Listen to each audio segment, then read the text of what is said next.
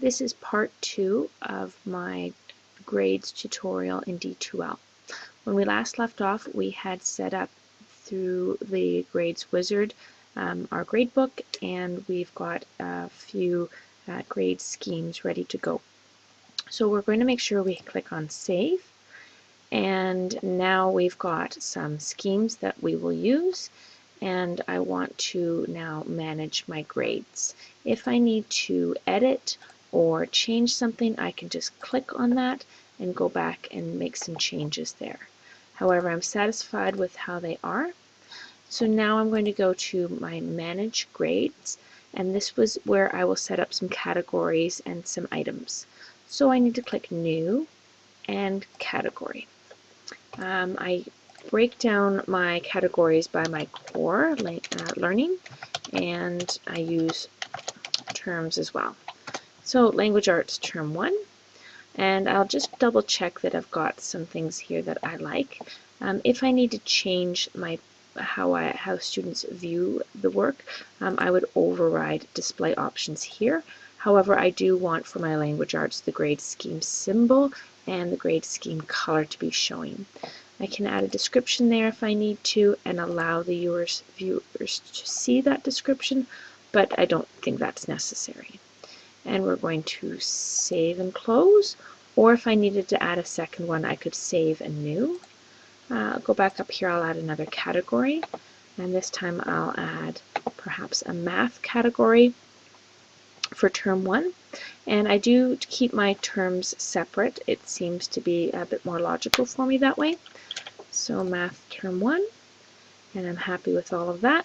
So I'll save and close. So now I have some categories, and I need to add some items within them. My items, I have some choices here.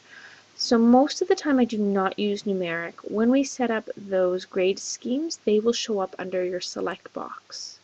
So if you click select box, and let's give this a name of poetry, perhaps, and I don't need a short name. I can have that if I wish.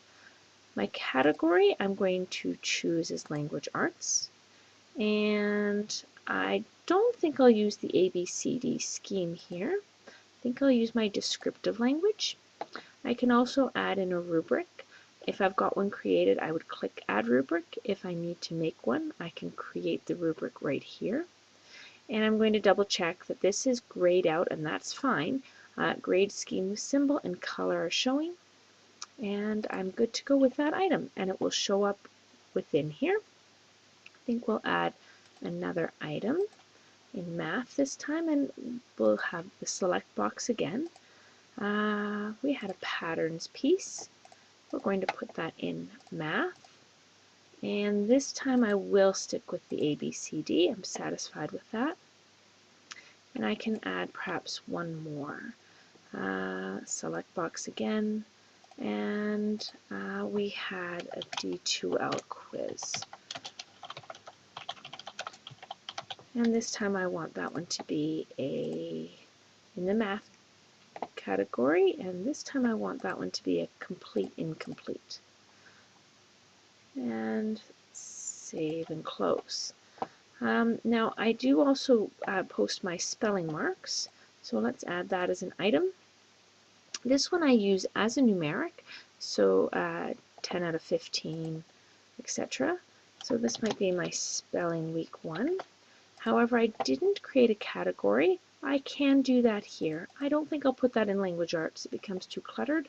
So we'll go new category, and this time we'll have a spelling category. And we'll save that.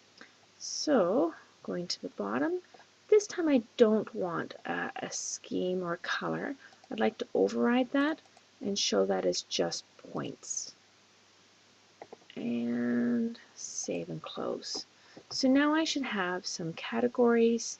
I have some items that I can grade for kids. If I need to go back and change any of these, I can just scroll over and click, and I will go back into the edit category.